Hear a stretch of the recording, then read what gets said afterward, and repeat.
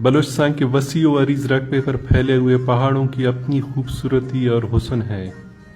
मादनी ज़खायर से माला माल ये पहाड़ माल मवेशी के लिए इंतहाई मौजू है।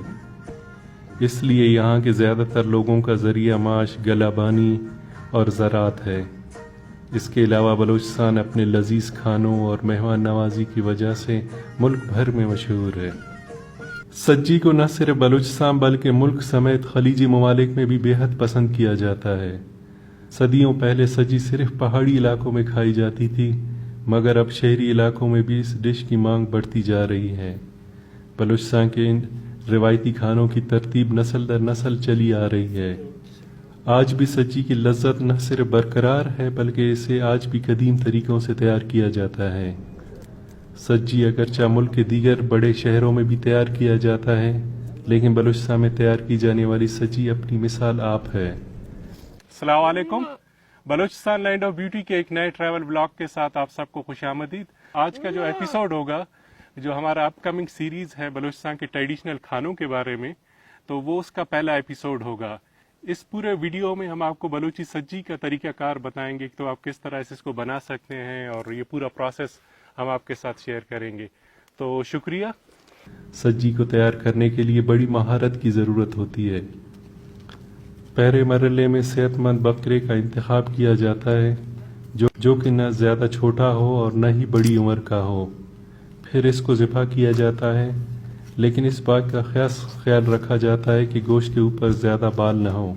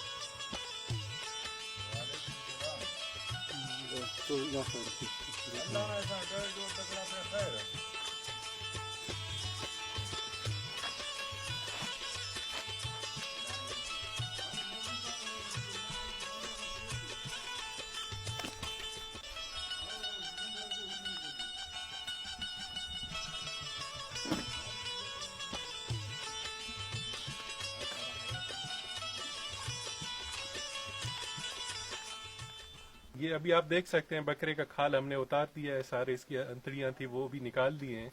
अभी हम इसके ऊपर जो थोड़े से बाल वगैरह है वो साफ करके फिर इस पे थोड़ा सा पानी लगा के उसके ऊपर नमक लगाएंगे, फिर इसको सीख लगा के फिर आग पे पकाएंगे। तो पूरा प्रोसेस में हमारे साथ रहिएगा। तो पूरा आप देख सकते हैं, ये इसका तकरीबन वजन होगा 15-16 किलो गोश्त होगा इस पे। तो इस पे और कुछ करना नहीं है, सिर्फ इसको यहाँ से काट के इसको खोल देंगे और फिर उसको सीख में सीधा सीधा इसी तरह लगाएंगे। तो शुक्रिया।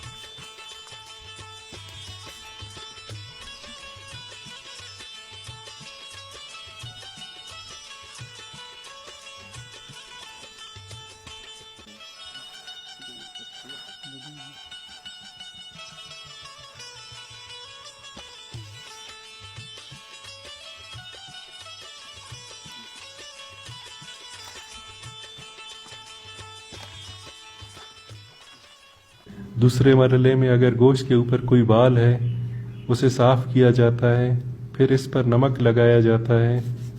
गोश्त को धोया नहीं जाता।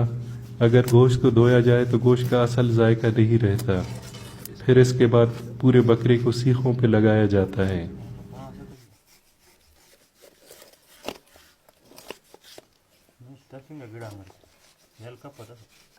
अभी हमने इसका बकरे का जो था खाल वगैरह पूरा इसको काट दिया है, खाल उतार के बीच में से सेंटर में से काट के जितने उसके कलेजी वगैरह है वो निकाल दिया है।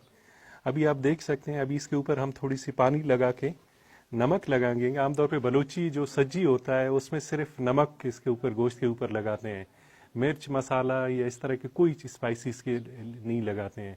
और आमतौर पे ये जो आप देख सकते हैं कि अच्छे खासा जो चर्बी वाला होता है, जो सेहतमंद बकरा होता है, वो सज्जी के लिए सिलेक्ट किया जाता है ताकि वो जितना गोश्त है वो अपने उस जो जो जितना गोश्त है वो जो खुद चर्बी के अंदर खुद पक सके। तो अभी इसके ऊपर हम थोड़ी सी इसके ऊपर पानी लगाएंगे ताकि वो जो नमक है वो उसके ऊपर वो चिपक सके। तो और फिर इसके ऊपर थोड़ी सी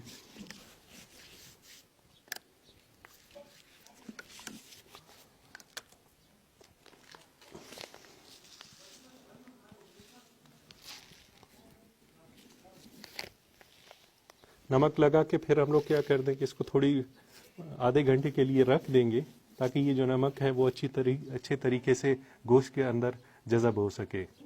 फिर इसको वहाँ पे लकड़ियाँ लगा के उसके ऊपर पकाएंगे।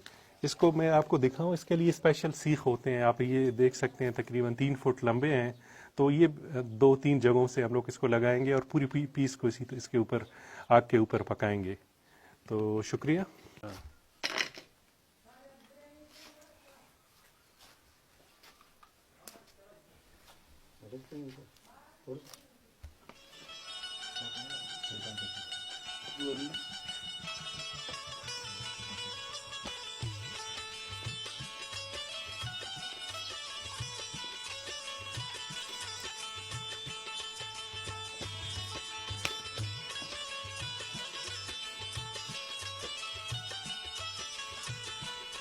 तीसरे मरहले में आग का बंदोबस्त किया जाता है। लकड़ियों को ख़ास अंदाज में काटा जाता है ताकि वो अच्छी तरीके से जल कर कोयला बन सकें।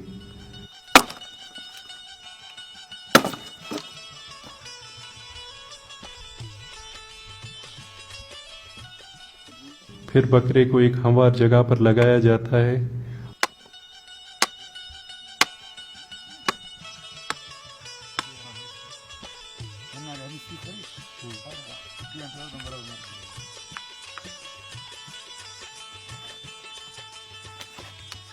दो फुट के फासले पे दोनों अतराफ पे लकड़ियां रखकर आग लगाया जाता है।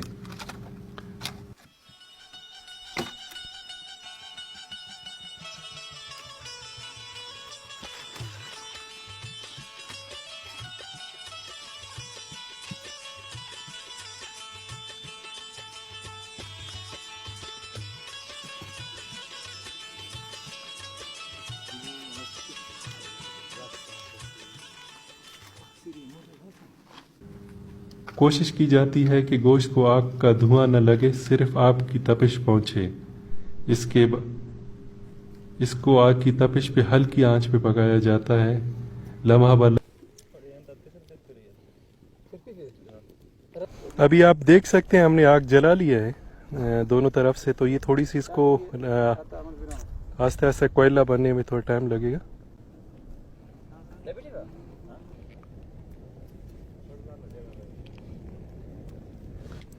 अभी आप देख सकते हैं हम लोग वो आग जला लिया है। अभी आग थोड़ी सी आस्ते आस्ते इसको कोयला बनेगा और इसको तकरीबन 2 फुट हमने दूर उससे रखा है। सिर्फ इसकी आग की तपिश से है, वो आस्ता आस्ता पकना शुरू हो जाएगा। लम्हा ब लम्हा सज्जी को मुख्तलिफ अतराफ से देखा जाता है और इस बात का ख्याल रखा जाता है कि आग बुझ न जाए। ये आप आग देख सकते हैं, हमने तकरीबन 2 फुट के फासले पे वो आग रखा हुआ है। तो वो हल्की उसमें आग की तपिश पे वो पकेंगे।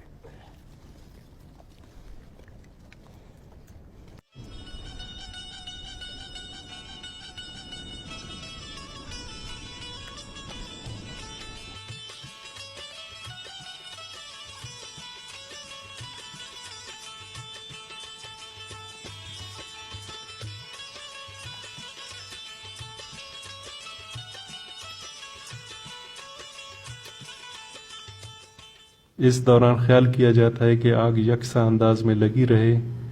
आमतौर पर बकरे को पकने में 5 घंटे लग जाते हैं।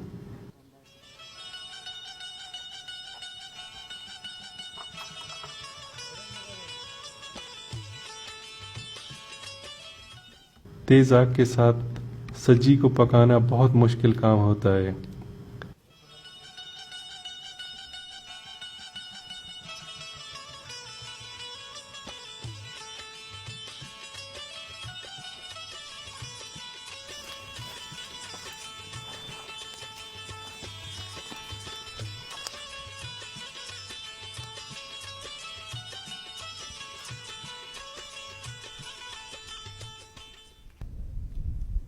बलोची सज्जी की खूबी इसकी सादगी में है। मैरिनेट करने के लिए सिर्फ नमक,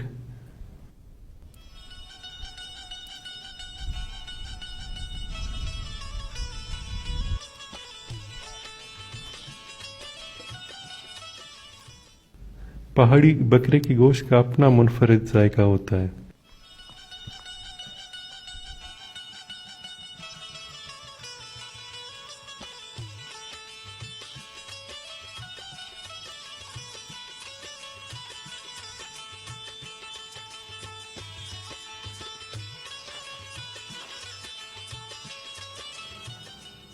पूरा बकरा अपने चर्बी में आस्ता आस्ता पकता है। इस दौरान आप गोश्त की रंग को तब्दील होते देख सकते हैं। पहाड़ी बकरे की गोश्त की खुशबू को आप अल्फाज में बयान नहीं कर सकते हैं।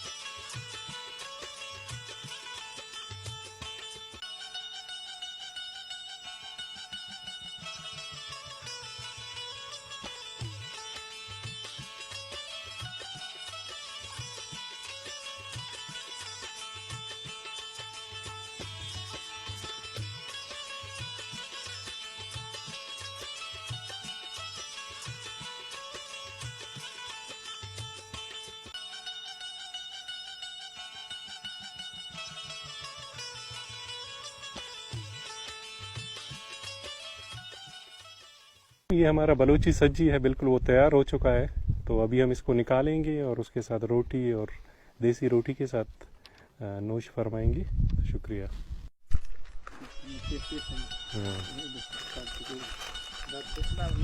आखिरी मरले में पके हुए बकरे को एहतियात से उतारा जाता है।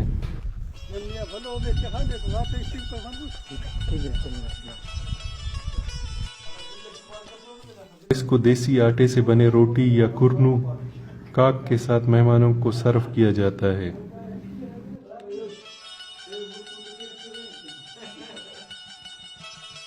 हमारा बलूची सज्जी है वो तैयार हो चुका है, तो उसको हम बलूची जो हमारा कुरनू कहते हैं, काक है, इसके साथ और रोटी के साथ खाएंगे। अभी सारे हम लोग दोस्त बैठे हुए हैं तो खाएंगे, तो उसको मैं टेस्ट करके आपको बताता हूँ। तो इसका पका अच्छी तरह से है, बिल्कुल वो इन्होंने इसको 4-5 घंटे इसको लगे पकने में, लेकिन अच्छे खासा पक चुका है। तो आप सबके साथ माजरत के साथ शुक्रिया।